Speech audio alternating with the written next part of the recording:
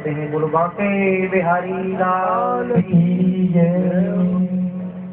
पवित्र कीर्ति मंगलमय बेटे यहाँ आ जा। भगवान श्री कृष्ण के परम पावन श्री चरित्रों का वर्णन करते हुए ठाकुर जी की असीम कृपा से एवं आप लोगों की हार्दिक सद्भावनाओं से आप और हम आज इस सत्संग समारोह के सप्तम दिवस में प्रवेश करते हैं।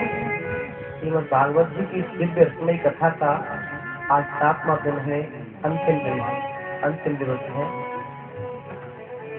मेरे सम्मानीय बुजुर्गों, भगवत अनुरागी भक्त प्रेमियों, माताओं बहनों,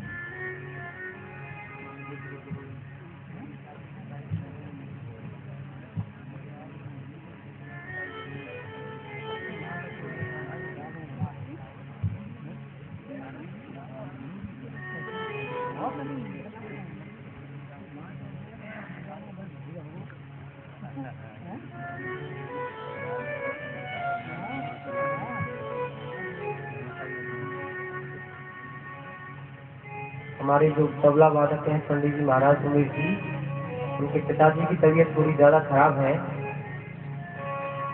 इसलिए थोड़ा व्यवधान आया।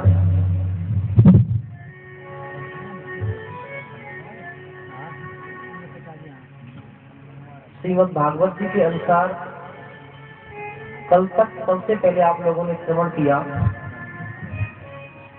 पूतना का उद्धार। पूतना का उद्धार किया भगवान ने। पूतना माने क्या है, आइए थोड़ा सा विचार करें। पूतना कहते हैं अविद्या को। पूतना माने आसक्ति, पूतना माने ममत्व, पूतना माने अट्रैक्शन, पूतना माने आकर्षण। तो सबसे पहले ठाकुर जी ने आसक्ति का नाश कर दिया, अविद्या का नाश कर दिया, माने पूतना का उद्धार कर दिया। उसके बाद में तृणावत का उद्धार किया। रजोगुण का चक्कर है तृणावत, उसका उद्धार किया। और बंधुओं ने अघासुर और बकासुर की कथा। अघासुर और बकासुर यमुना के किनारे पे रहते हैं। तो यमुना जी माने क्या है? यमुना माने भक्ति। आध्यात्मिक दृष्टि से अगर हम देखें तो यमुना कहते हैं भक्ति को। यमुना के किनारे पे रहते हैं।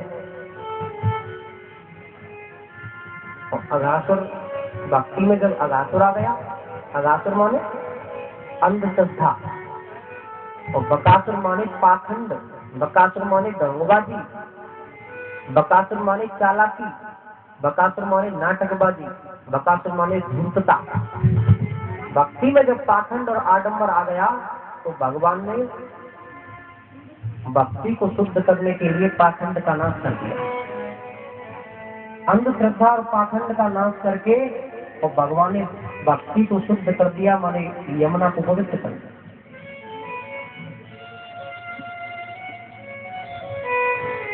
उसके बाद में धेनुकासुर का उद्धार किया। धेनुकासुर माने देह अध्यास, देह अभिमान का नाश किया। और बाद में नंबर आया कालिया का मान मर्दन। इंद्रिय अध्यास का नाम है कालिया मान, कालिया नाग माने कालिया का मान मर्दन किया। और उसके बाद में चीरहरण की कथा। मेरे मित्रों, चीरहरण के संबंध में एक निवेदन उन्हें आपसे करूंगा कि न भूत संघ संस्थानों कृष्ण परमात्मा न। भगवान श्री कृष्ण का शरीर हमारे जैसा पंचभूतों का नहीं था। पंचभूत के शरीर को भगवान स्पर्श भी नहीं करते।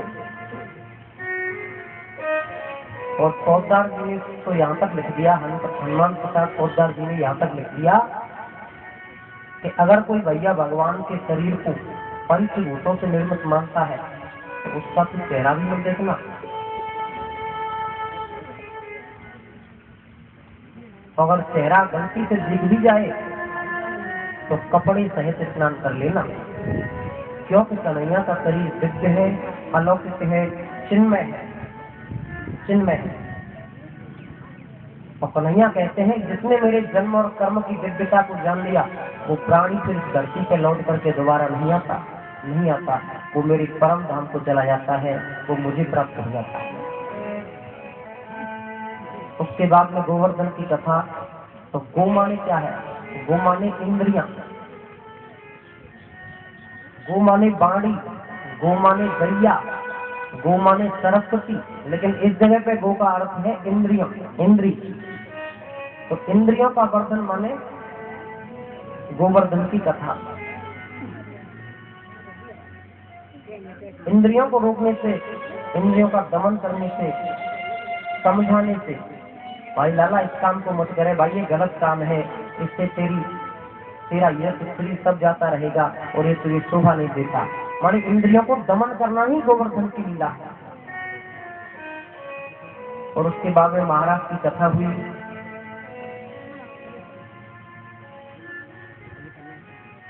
उद्धव गोपी संवाद के बारे में थोड़ा एक बात और कहूंगा कि ऋते ज्ञानान मुक्ति, कहने लगे कि कल तो आचार्य जी आपने ज्ञान का पराभव कर दिया, डिग्रेशन कर दिया। तो मेरे मित्रों, सज्जनों, ज्ञान का पराभव तो कभी हो नहीं सकता, ज्ञान की अवनति तो कभी हो ही नहीं सकती। यहाँ पे तो उद्धव के अहंकार का नाश किया है भगवान श्री कृष्ण ने, उद्धव के अहंकार का नाश।